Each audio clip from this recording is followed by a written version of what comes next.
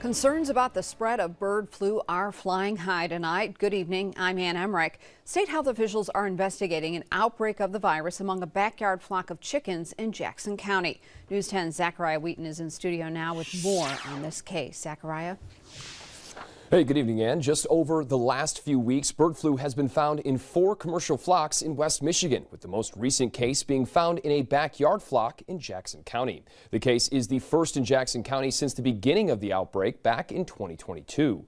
And while the Centers for Disease Control and Prevention say the risk to public health is low, health officials continue to scratch their heads trying to figure out how to stop the spread.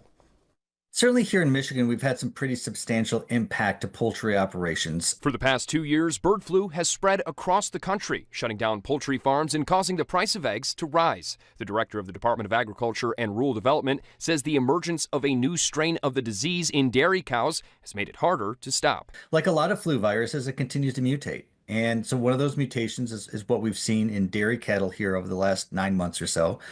But concerning as well, too, is that continued potential for this virus to mutate and affect human health in a more serious way moving forward. Director Tim Boring assured that no infected birds or bird products will be entering the commercial food chain and says the public's health risk remains low. However, he says in order to continue that trend, people should separate their flock from wild birds and keep their hands and equipment clean at all times. It's certainly an ongoing response here.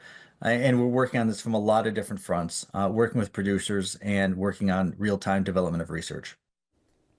The State Department of Agriculture and Rural Development are telling owners and caretakers to watch for bird flu symptoms in their flocks. They say to keep an eye out for an increase in sickly birds, including multiple sudden deaths, as well as a drop in egg production and water consumption as well.